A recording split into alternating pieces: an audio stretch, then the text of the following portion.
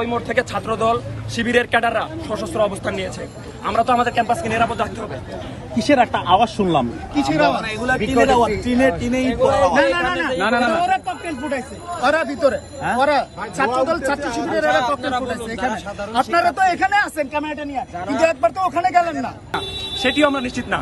ঢাকা বিশ্ববিদ্যালয়ে আমরা থাকি, আমার সূর্য সেন হল, এটি আমার দ্বিতীয় বাড়ি। আমি কি আমার বাড়িতে নিরাপদ না? আজকে আপনারা আমাদের যে প্রতিরোধ গড়ে তোলা দেখতে পাচ্ছেন, সেটি আসলে আমাদের দেয়ালে পিঠ থেকে গেছে, এই জন্য আমরা প্রতিরোধ করছি।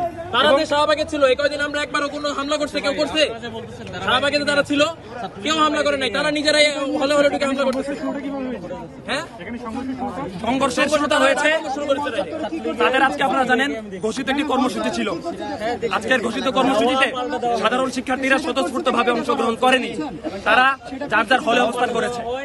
তো তারা দলবল সহ বহিরাগত শিক্ষার্থীদের সহ ছাত্র দলের সন্ত্রাসী ক্যাডার সহ সাধারণ শিক্ষার্থীদেরকে হল থেকে জোরপূর্বক বের করে আনার চেষ্টা করে। আমরা হলে আমাদের স্বাভাবিকভাবে আমাদের জীবনযাপন করছিলাম, আমরা চলাফেরা করছিলাম। তারা অতর্কিতভাবে আমাদের হলে ঢুকে আমাদের উপর হামলা করে। আমরা কি আমাদের হলে নিরাপদ না? আমরা তো আমাদের দ্বিতীয় বাড়ি মনে করি আমাদের হলকে। দফায় দফায় সংঘর্ষ তৈরি হচ্ছে, দফায় দফায় সংঘর্ষ তৈরি হচ্ছে। এটা একটা মেডিকেলের সামনে দফায় দফায় কেন সংঘর্ষ? আপনারা দেখতে পাচ্ছেন যে আমাদের হাতে কিছু আমরা নিজেরা আহত। তারা শহীদুল্লাহ হলের উপর থেকে ইটপাটকেল ছুটছে এবং ওই মোড় থেকে ছাত্রদল শিবিরের ক্যাডাররা সশস্ত্র অবস্থান নিয়েছে। আমরা তো আমাদের ক্যাম্পাসকে নিরাপদ রাখতে হবে। কিসের একটা আওয়াজ শুনলাম? কিসের আওয়াজ? এগুলা টিনের আওয়াজ। টিনেই না ওরা ককটেল ফুটাইছে, ওরা ভিতরে ওরা ছাত্রদল ছাত্র শিবিরের ওরা ককটেল ফুটাইছে এখানে।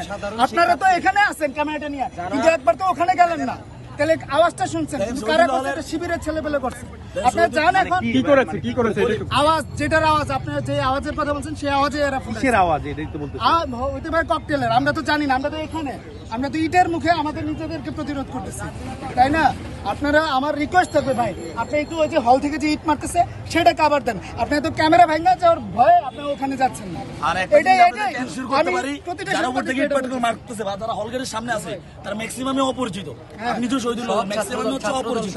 এরা আমাদের হলেরও না, খুব কম সময় গেছে যারা আমাদের হলের। যারা সাধারণ শিক্ষার্থী, যারা কোটা সংস্কার চাচ্ছে, যারা চায় তাদের ন্যায্য দাবি পূরণ হোক, সেই সাধারণ শিক্ষার্থী কিভাবে এরকম হামলা করে? আমার ভাই তার মাথা ফাটাই দিছে, তারে আমি মেডিকেল নিয়ে যাচ্ছি, সেইখানে বলতেছে যে আমরা ছাত্রলীগের অ্যাম্বুলেন্সকে ছাড় দিচ্ছে। আপনারা কি এমনটা বলতে চাচ্ছেন যে সাধারণ শিক্ষার্থীদের ভিতরে কোনো ইন্ধন ঢোকানো হয়েছে? অবশ্যই। আপনার কাছে কি এখনো মনে হচ্ছে যে এটা সাধারণ শিক্ষার্থী? এই আন্দোলন এখন সাধারণ শিক্ষার্থীদের নেই। সাধারণ শিক্ষার্থীরা এমন করবে কেন? সাধারণ শিক্ষার্থীদের উদ্দেশ্যপ্রণীতভাবে কোনো সাধারণ শিক্ষার্থীকে করে না। সাধারণ শিক্ষার্থীরা করা দিতেছে কিভাবে? আচ্ছা ভাই, আপনারা কেউ কালকে রাতে মহসিন হলে ছিলেন? কেউ তো ছিলেন না। আপনারা ওরা নিজ উদ্যোগে উস্কানি দিয়ে আমাদেরকে বের করেছে। আমাদের রুম ভাঙছে ভাই গেছো, আমরা তো শহীদুল্লাহ হলের, আমরা শহীদুল্লাহ হলের কোনো আমাদেরকে চিনি না। আমরা মানে এরা সবাই বহিরাগত। ভাই তাহলে কেমন এরা কিভাবে সাধারণ শিক্ষার্থী হলো? ভাই আপনাদের কাছে রিকোয়েস্ট, সূর্য সেন হলের গেস্ট রুমের সামনে যায় দেখেন, গেস্ট রুমে একটা কাঁচও নাই, আর বাইক যেগুলো ছিল সবগুলো ভাঙা ফেলছে শুধু ইটের আঘাতে।